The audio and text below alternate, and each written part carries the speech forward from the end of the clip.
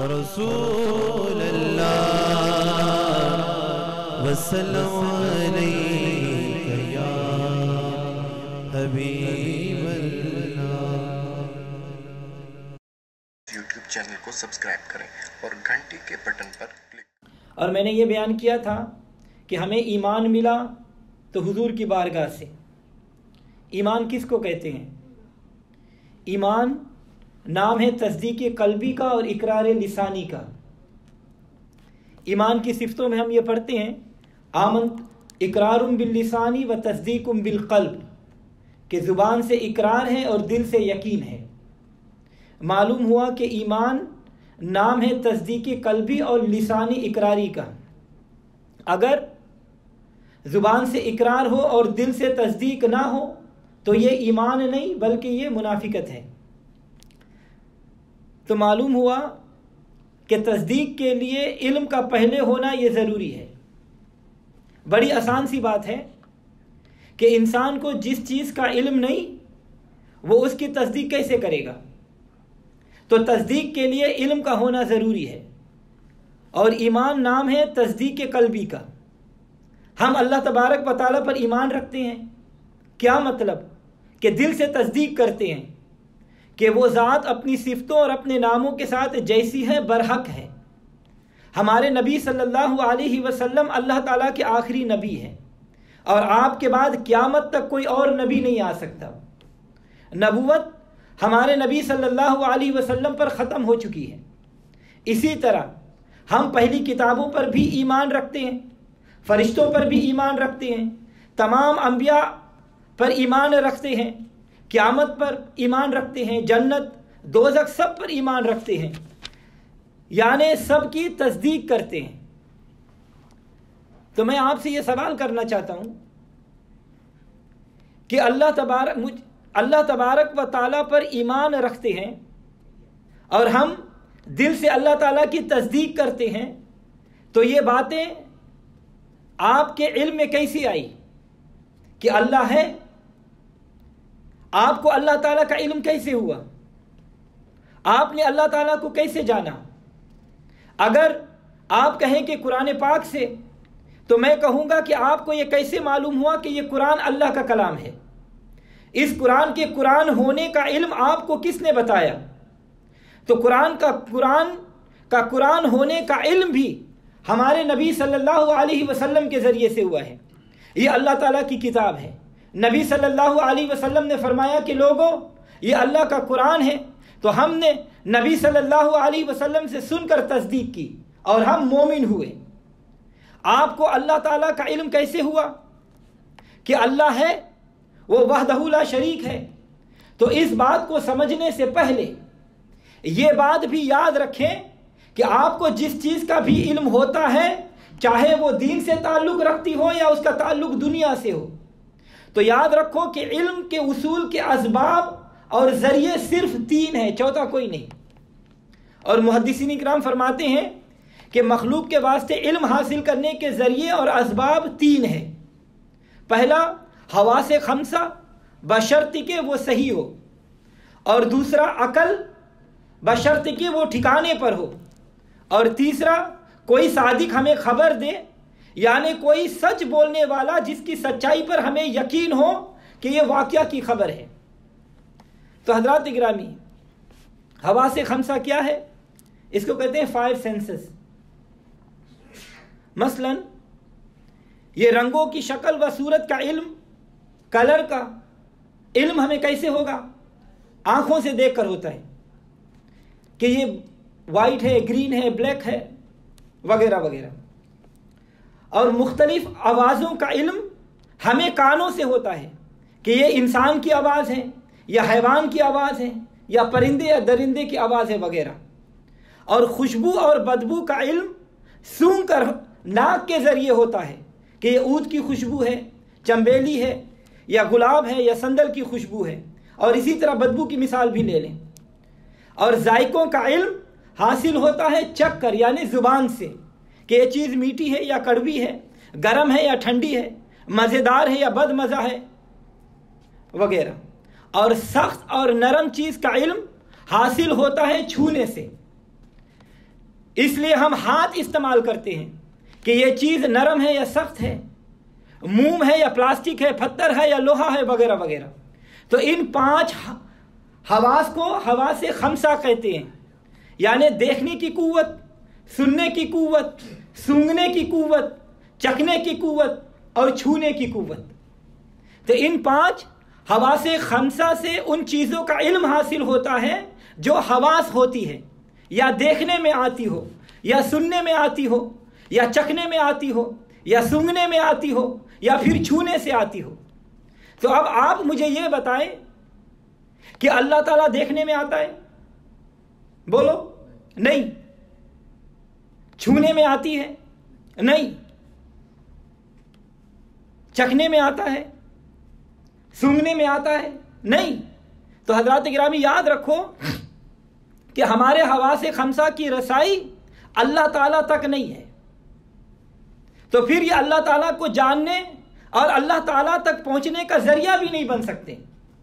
हवासे खमसा की रसाई महसूसात तक है, और अल्लाह तबारक व ताला महसूसात से बुलंद और वरा है। बड़ी आसान सी बात यह है कि अगर यह हवासे खमसा अल्लाह ताला तक पहुंचने का जरिया होता तो दुनिया का कोई इंसान भी अल्लाह तबारक व ताला का मुनकिर नहीं होता, क्योंकि हवासे खमसा तो अल्लाह ताला ने हर इंसान को अता फरमाए है।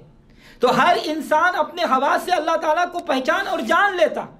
तो मालूम हुआ कि हवास अल्लाह ताला की मारिफत का जरिया नहीं बन सकते। और दूसरा जरिया है अकल। अकल भी अल्लाह तबारक व ताला की मारिफत का जरिया नहीं हो सकती, क्योंकि जिस तरह हवास की रसाई महसूसात तक है, इसी तरह अकल की रसाई भी माकुलात तक है। और अल्लाह ताला माकुलात से बुलंद, बाला और वरा उल वरा है। और सीधी बात यह है कि देखो, जिस तरह अल्लाह ताला ने हर इंसान को हवाज़े खमसा अता फरमाए हैं, इसी तरह अल्लाह तबारक व ताला ने इंसान को अकल भी अता फरमाई है। अगर अकल अल्लाह ताला की मारिफत का जरिया होती तो कोई भी इंसान अल्लाह ताला की वहदानियत का मुनकिर नहीं होता। सब अल्लाह तबारक व ताला को जानते मानते हैं, क्योंकि अल्लाह ताला ने अकल तो हर इंसान को अता फरमाई है। लेकिन फिर भी दुनिया को देखें, बड़े से बड़े साइंसदान, बड़े से बड़े फलासिफा, बड़े से बड़े हुक्मा, बड़े से बड़े डॉक्टर, उन लोगों ने ऐसी ऐसी चीज़ें ईजाद की हैं कि हम सब की अक्लें हैरान हैं। वो चांद तक जा पहुंचे हैं। और 1990 में मैंने ये खबर पढ़ी थी कि साइंसदान चांद में उन्होंने आबादी भी करना शुरू कर दिया है, और चांद के मालिक भी बन बैठे हैं, और चांद की ज़मीन भी बेच रहे हैं। अल्लाहु अकबर। तो साइंटिस्ट दुनियावी एतबार से अक्लमंद है, लेकिन फिर भी इस किस्म के बड़े बड़े साइंसदान अल्लाह ताला के वजूद के मुनकिर हैं। अगर अकल अल्लाह ताला तक पहुंचने का सबब होती तो ये सारे बड़े बड़े साइंसदान आरिफ बिल्लाह होते। हालांकि आप जानते हैं कि ये खुदा के मुनकिर है। तो मालूम हुआ कि अकल भी मारिफत का जरिया नहीं, अकल भी आजिज है।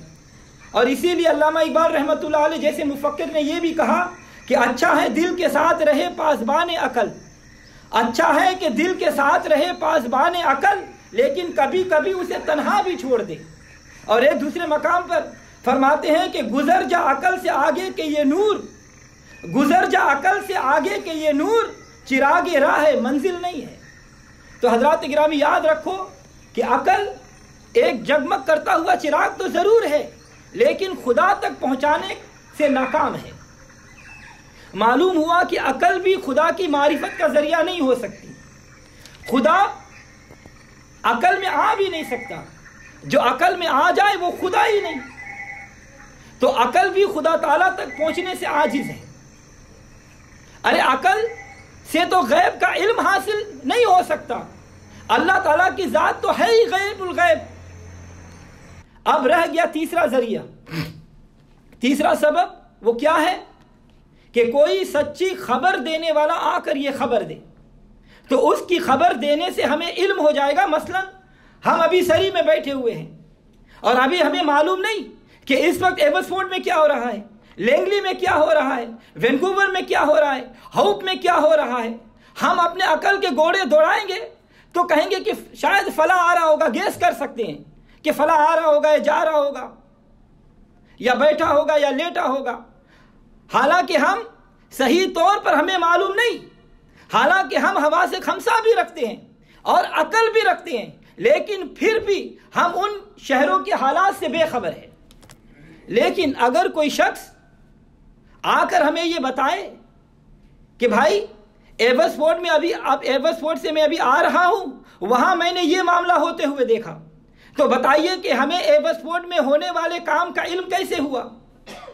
ہم نے سری بیٹھے بیٹھے نہ اپنے حواس سے جانا، نہ اپنے عقل سے جانا، بلکہ ایک مخبر کے خبر دینے سے جانا۔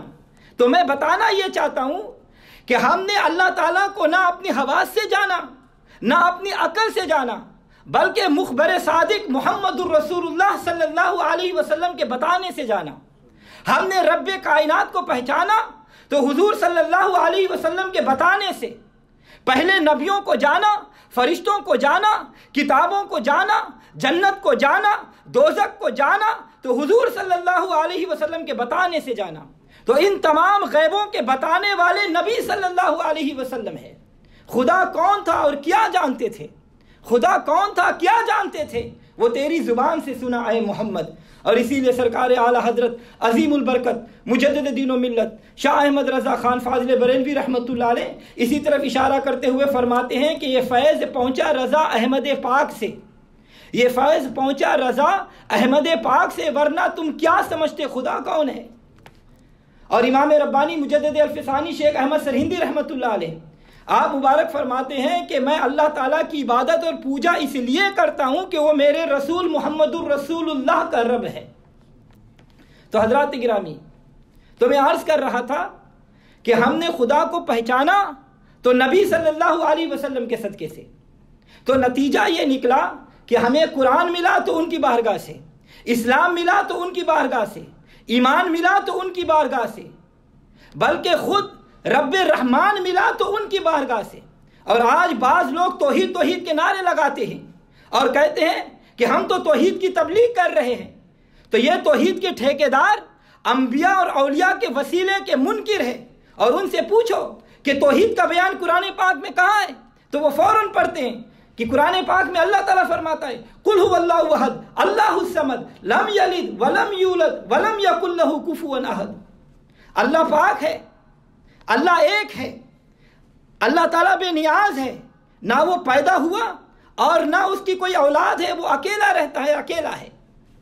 تو حضرات گرامی اور کہیں گے کہ دیکھو اس صورت میں تو پوری توحید رب نے بیان کی۔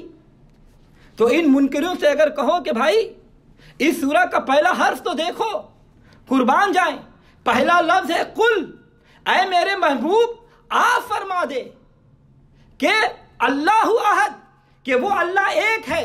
یوں نہیں رب نے فرمایا کہ آنا اللہ احد، کہ میں اللہ ایک ہوں، بلکہ فرمایا کہ اے محبوب صلی اللہ علیہ وسلم فرما دیجئے کہ اللہ پاک ایک ہے، تاکہ نسل انسانیت کو پتہ چل جائے کہ میری توحید کی معرفت کا ذریعہ صرف اور صرف میرا محبوب ہے۔ سبحان اللہ۔ تو اس مقام پر سرکار اعلیٰ حضرت عظیم البرکت مجدد دین و ملت شاہ احمد رضا خان فاضل بریلوی رحمۃ اللہ علیہ آپ نے بڑا پیارا اشعار فرمایا، اور خاص کر ان لوگوں کو مخاطب کر کے فرمایا جو نبی صلی اللہ علیہ وسلم کی ذات کے وسیلے کے منکر ہیں۔ اعلیٰ حضرت فرماتے ہیں اور تم پر میرے آقا کی عنایت نہ سہی، اور تم پر میرے آقا کی عنایت نہ سہی، منکروں کلمہ پڑھانے کا بھی احسان گیا۔ منکروں تم کہتے ہو کہ نبی صلی اللہ علیہ وسلم کسی کو نفع و نقصان نہیں دے سکتے، تم کہتے ہو کہ نبی صلی اللہ علیہ وسلم کسی کو کچھ نہیں دے سکتے، تو ایسا کہنے والوں اور تم پر میرے آقا کی عنایت نہ سہی، اور تم پر میرے آقا کی عنایت نہ سہی، منکروں کلمہ پڑھانے کا بھی احسان گیا، منکروں کلمہ پڑھانے کا بھی احسان گیا، اور آج لے ان کی پناہ आज मदद मांग उनसे, आज ले उनकी पनाह। आज मदद मांग उनसे, फिर न मानेंगे कयामत में अगर मान गया, फिर न मानेंगे कयामत में अगर मान गया। जानो दिल होशो खिरद, जानो दिल होशो खिरद, सब तो मदीने पहुँचे। जानो दिल होशो खिरद, सब तो मदीने पहुँचे। तुम नहीं चलते रजा सारा तो सामान गया, तुम नहीं चलते रजा सारा तो सामान गया। आला हजरत फरमाते हैं कि ऐ मुनकिरो, ये बताओ ये जो तुम कलमा पढ़ते हो, ये कलमा तुमको किसने सिखाया? आज जो तुम मुसलमान कहलाते हो और पढ़ते हो ला इलाहा इल्लल्लाह मुहम्मदुर रसूलुल्लाह, ये कलमा तुमको किसने सिखाया? आज जो तुम मुसलमान कहलाते हो, अफसोस कि जिसकी बदौलत तुम्हें ईमान मिला, जिसकी बदौलत तुमने अल्लाह ताला को जाना, जिसने तुम्हें ला इलाहा इल्लल्लाह पढ़ाया, उसके मुतालिक कहते हो कि वो किसी को नफा नुकसान नहीं पहुंचा सकते। इससे बढ़कर तुम्हें और क्या नफा पहुंचाएंगे कि जब तशरीफ लाए तो काफिरों को मोमिन बना दिया, मुशरिकों को मुवहिद बना दिया, पलीदों को पाक कर दिया, बुत परस्तों को खुदा परस्त बना दिया, डाकुओं को अमीन बना दिया, रहजनों को रहबर बना दिया। अरे जो गिलाजतों के मुजस्समे थे उन्हें तहारत का पैकर बना दिया, जो जुल्मतों के मनारे थे उनको रोशनियां चिराग बना दिया और आने वाली नस्लों के लिए उन्हें मुक्तदा और पेशवा बना दिया। मालूम हुआ कि हमने अल्लाह तबारक व तआला को जाना तो नबी सल्लल्लाहु अलैहि वसल्लम के सदके से जाना है। तो हजरात गिरामी, इसी तरह हमें कुरान मिला तो नबी सल्लल्लाहु अलैहि वसल्लम के सदके से। इस कुरान को ना हम समझ सकते हैं और ना ही अमल कर सकते हैं जब तक नबी सल्लल्लाहु अलैहि वसल्लम का दामन ना थामे। मसलन अल्लाह ताला कुरान पाक में इरशाद फरमाता है वाकीमुस सलात व आतुज़ ज़कात, और नमाज कायम करो और ज़कात दिया करो। ये अल्लाह ताला ने ये हुक्म दे दिया कि नमाज पढ़ो। अब किस तरह नमाज कायम करें, दिन में कितनी बार पढ़े, अव्वल वक्त कौन सा है, आखिर वक्त कौन सा है, दरमियाना कौन सा है, अफजल कौन सा है, मकरू कौन सा है, फिर फजर में कितनी रकातें पढ़नी है, जोहर में कितनी, असर में कितनी, मगरिब में कितनी, इशा में कितनी, फिर खड़े होकर क्या पढ़े और निगाह कहाँ रखे और खड़े किस तरह हो, रुकू कैसे करे, रुकू में कितना झुकना है, रुकू में क्या पढ़े, कितनी बार पढ़े, सजदे करें तो कितने अज़ा पर करे, क्या पढ़े, कितनी बार पढ़े, सजदे में एक रकात में कितनी करे, कायदा करे तो कैसे करे, नमाज पढ़ते हुए कुछ खा पी ले या ना खाए पिए, नमाज के दौरान कुछ बातचीत कर ले या ना करे, कोई सलाम करे तो उसे जवाब दे या ना दे, दाएं देख ले या बाएं देख ले। बोलो ये तमाम तफसीर हमें कुरान से मिलती है कि नहीं? नहीं मिलती है। बल्कि ये सब तरीका नमाज का हमें नबी सल्लल्लाहु अलैहि वसल्लम ने सिखाया है। जब अल्लाह ताला ने अपने हबीब सल्लल्लाहु अलैहि वसल्लम पर नमाज का हुक्म नाजिल फरमाया वाकीमुस सलाह, कि जब आप ऐ महबूब आप भी नमाज पढ़े और अपने सहाबा को भी नमाज पढ़ने का हुक्म दे, तो सहाबा इकराम ने अर्ज किया या रसूलुल्लाह सल्लल्लाहु अलैहि वसल्लम हम नमाज पढ़े कैसे पढ़े? तो हुजूर सल्लल्लाहु अलैहि वसल्लम मुबारक ने फरमाया सल्लू कमा राइतमूनी उसल्ली, नमाज ऐसे पढ़ो जैसे मुझे पढ़ते देखो। अच्छा ये तो पता चल गया कि नमाजें दिन में 5 है, लेकिन ज़कात कब देनी है, दिन में कितनी मर्तबा देनी है, दिन में 1 मर्तबा देनी है या हफ्ते में या महीने में या 6 महीना में या साल में, फिर ज़कात किस चीज़ पर है और किस पर नहीं, ज़कात की मिकदार कितनी है, $100 है या $500 है। बोलो ये तफसील हमें कुरान से मिलती है कि नहीं? नहीं मिलती। इसी तरह रोज़े के मसले, हज के मसले, तलाक के मसले, तिजारत के मसले, कारोबार के मसले, लेन देन के मसले, बोलो अल्लाह ताला कुरान में फरमाता है या नहीं?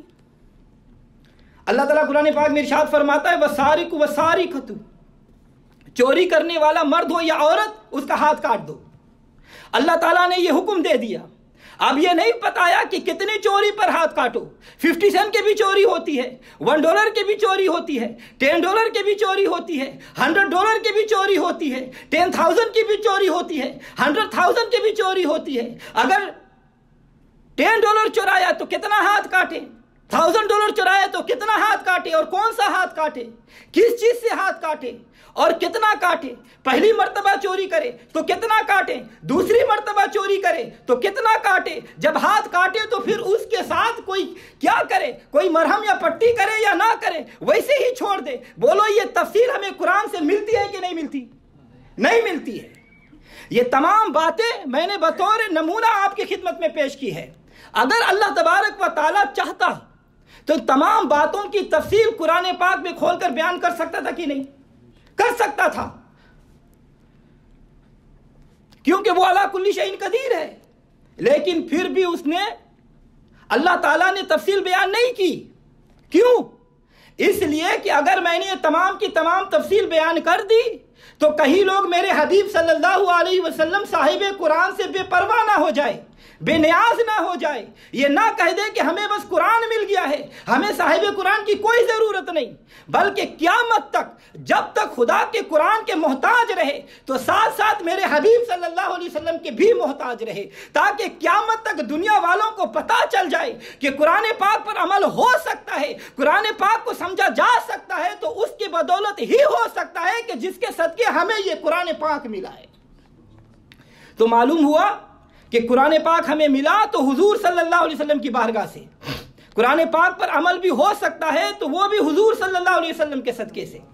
तो हजरात गिरामी, अब आगे नमाज पर अमल करने का तरीका देखें। ईमान के बाद सबसे बड़ा फरीजा नमाज है। अब आप नमाज पढ़ने के लिए खड़े हो गए, बदन भी पाक है, कपड़ा भी पाक है, नमाज की शराइत भी पाई गई, जगह भी पाक है, किबला की तरफ भी मुंह कर लिया, वक्त भी नमाज का है, नियत भी कर ली। अब आपने दस्तूर के मुताबिक नमाज पढ़नी शुरू कर दी। अल्लाहु अकबर, फिर सना पढ़ी, फिर फातिहा पढ़ी, फिर सूरत पढ़ी, फिर तकबीर कह के रुकू में गया और रुकू की तस्बीह सुभान रब्बियल अज़ीम पढ़ी। फिर आप समी अल्लाहु लिमन हमीदा कहते हुए खड़े हो गए, फिर आप तकबीर कहकर रुकू में चले गए, सजदे में चले गए, और फिर सजदे की तस्बीह सुभान रब्बियल आला पढ़ी। इसी तरह आप दस्तूर के मुताबिक नमाज पढ़ रहे हैं। कायदा किया, यानी अत्तहियात पर बैठ गए और अत्तहियात पढ़ी। अत्तहियातु लिल्लाहि वस्सलावातु वत्तय्यिबात, मेरी हर किस्म की बदनी, माली, जिस्मानी, कौली इबादतें अल्लाह ही के लिए है। अल्लाह के हुजूर आपने अपनी इबादतें भी पेश कर दी। इतना पढ़कर अगर आप सलाम फेर दे तो बताएं कि नमाज हो जाएगी या नहीं होगी? क्यों नहीं होगी? तवज्जो चाहूंगा, क्यों नहीं होगी? क्या आपका बदन पाक नहीं है? बिल्कुल पाक है। क्या आपके कपड़े पाक नहीं? पाक है। क्या आपने वजू नहीं किया है? क्या नमाज का वक्त नहीं है? नमाज का भी वक्त है। क्या किबला शरीफ की तरफ मुंह नहीं किया? मुंह भी किबला शरीफ की तरफ किया। क्या आपकी नियत दुरुस्त नहीं? नियत भी दुरुस्त है। क्या आप अल्लाह ताला के हुजूर हाथ बांधकर खड़े नहीं हुए, रुकू नहीं किया, सजदा नहीं किया, अल्लाह ताला के हम्दो सना बयान नहीं की, अल्लाह की वहदानियत का इकरार नहीं किया? क्या उसको माबूद पर हक नहीं माना? नहीं, सब कुछ किया। तो फिर नमाज क्यों नहीं हुई? तो याद रखो कि सिर्फ इसलिए नहीं हुई कि अभी तक आपने मुहम्मदुर रसूलुल्लाह पर दरूद व सलाम का हदिया पेश नहीं किया।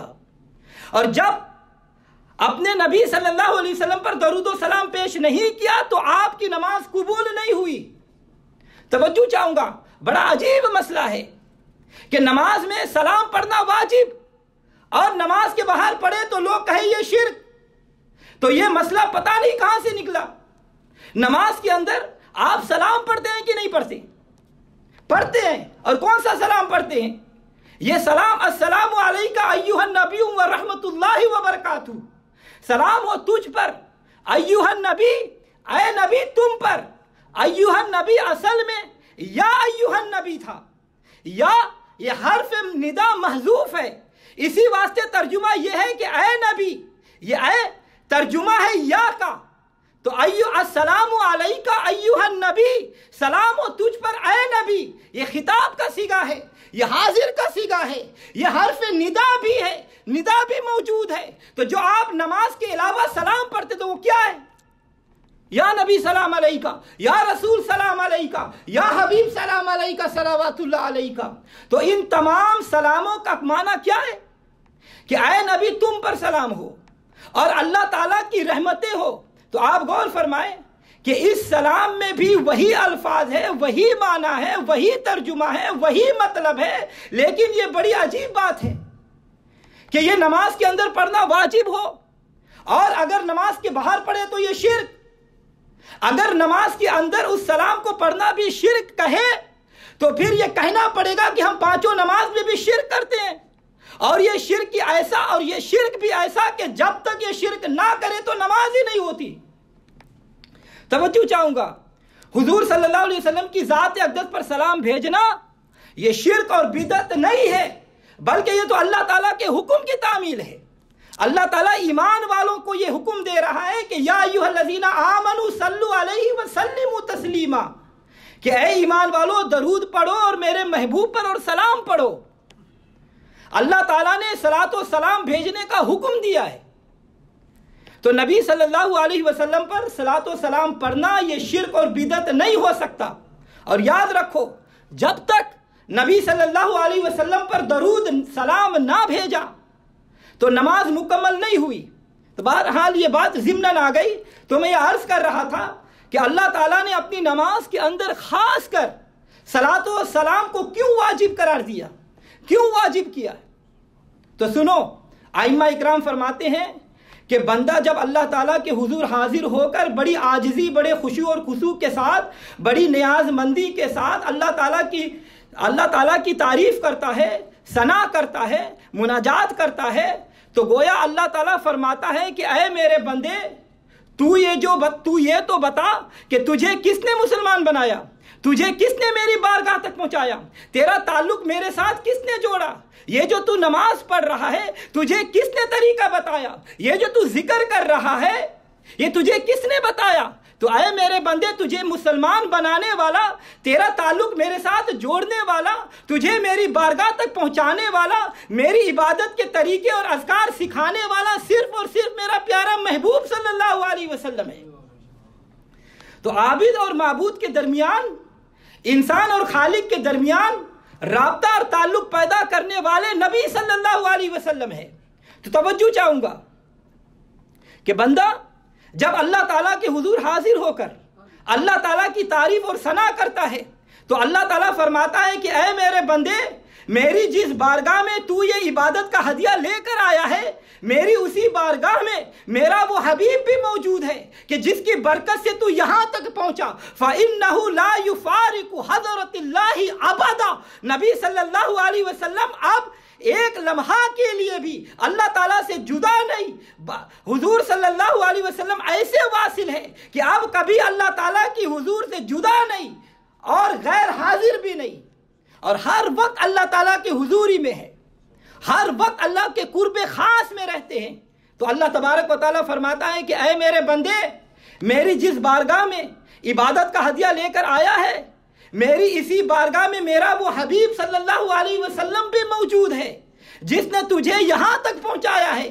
تو اے میرے بندے، میری بارگاہ میں عبادت کا ہدیہ پیش کیا ہے تو ساتھ ساتھ اس حبیب کی بارگاہ میں بھی سلام کا ہدیہ پیش کرو جس نے تجھے یہاں تک پہنچایا ہے۔ تو نمازی اللہ تعالیٰ کے دربار میں اللہ تعالیٰ کے حبیب کو بھی حاضر اور موجود پاتا ہے۔ اور ائمہ اکرام فرماتے ہیں کہ جب بندہ التحیات للہ کہے تو یہ عقیدہ رکھے کہ اللہ تبارک و تعالیٰ کی دربار ہے اور میں اللہ تعالیٰ کے دربار میں حاضر ہوں اور عاجزانہ طور پر اپنی بندگی اور عبادت اللہ تعالیٰ کی بارگاہ بے کس پناہ میں پیش کر رہا ہوں۔ اور جب یہ کہو السلام علیکہ ایھا النبی، تو یہ عقیدہ رکھو کہ اللہ تعالیٰ کے دربار میں نبی کریم صلی اللہ علیہ وسلم بھی تشریف فرما ہے اور میں نبی صلی اللہ علیہ وسلم کے حضور صلاۃ و سلام کا ہدیہ پیش کر رہا ہوں۔ جب اس نیت اور اس ارادے سے نماز پڑھو گے تب تمہاری نماز مکمل ہوگی، ورنہ مکمل نہیں ہوگی۔ لیکن افسوس کہ کچھ لوگ یہ کہتے ہیں کہ جی نماز میں حضور کھڑے ہو کر صلاۃ و سلام پڑھنا یہ